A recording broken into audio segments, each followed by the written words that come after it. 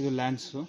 ಇದಕ್ಕೆ nozzle fit ಮಾಡ್ತೀನಿ ನೋಡಿ. ಇದು ನಾಜಲ್ ಕಿಟ್ಟಲ್ಲೇ ಕೊಟ್ಟಿರ್ತಾರೆ, ಬ್ಯಾಟ್ರಿ ಸಮೇತ ನಿಮ್ಗೆ ಕೊಟ್ಟಿರ್ತಾರೆ ಬ್ಯಾಟ್ರಿ ಸ್ಪ್ರೇಯರಲ್ಲಿ. ಹಿಂಗೆ ಕನೆಕ್ಟ್ ಮಾಡ್ಕೊಳ್ಳೋದು. ಇದು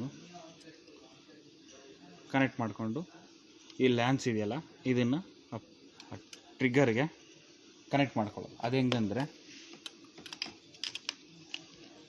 ನೋಡಿ,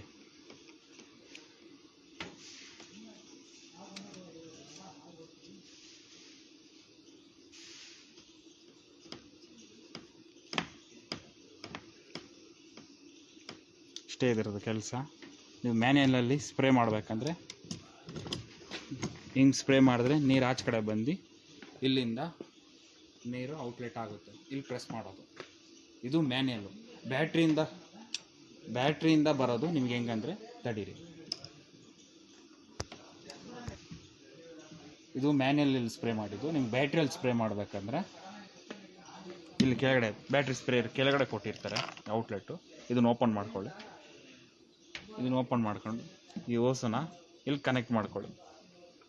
ಕನೆಕ್ಟ್ ಮಾಡಿಕೊಂಡು ತಕ್ಷಣ ಟೈಟ್ ಮಾಡ್ಕೊಳ್ಳಿ.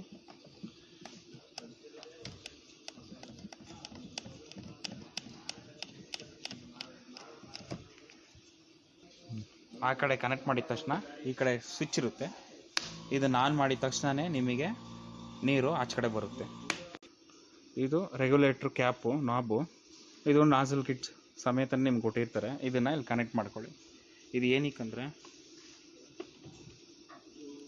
ಇದು ಸ್ವಿಚ್ಚಲ್ಲಿ ಆನ್ ಮಾಡಿದ್ರೆ ಒಂದೇ ಸತಿ ಸ್ಪೀಡಾಗಿ ಬರುತ್ತೆ ಮತ್ತು ಸ್ಲೋ ಆಗಿಬಿಡುತ್ತೆ. ಇದೇನಕ್ಕಂದರೆ ನೀವು ಬೇಕಂದರೆ ಸ್ಲೋ ಮತ್ತು ಮೀಡಿಯಮ್ ಮತ್ತು ಹೈ, ಇದು ಹೈ ಮೀಡಿಯಮ್ ಲೋ ಹಿಂಗೆ ಸೆಟ್ ಮಾಡ್ಕೋಬೋದು. ಇದು ಬ್ಯಾಟ್ರಿ ಚಾರ್ಜರು. ಈ ಚಾರ್ಜರು ಇಲ್ಲೇ ಕೊಟ್ಟಿರ್ತಾರೆ ಸ್ವಿಚ್ ಪಕ್ಕದಲ್ಲಿ, 3 ಪಿನ್ ಚಾರ್ಜರು. ಇದನ್ನು ಇಲ್ಲಿ ಕನೆಕ್ಟ್ ಮಾಡ್ಕೊಳ್ಳಿ. ಹಾಕಿದ ತಕ್ಷಣ ಗ್ರೀನ್ ಲೈಟ್ ಬರುತ್ತೆ. ಚಾರ್ಜಿಂಗ್ ಕಡಿಮೆ ಇದ್ದರೆ ರೆಡ್ ಲೈಟ್ ಬರುತ್ತೆ.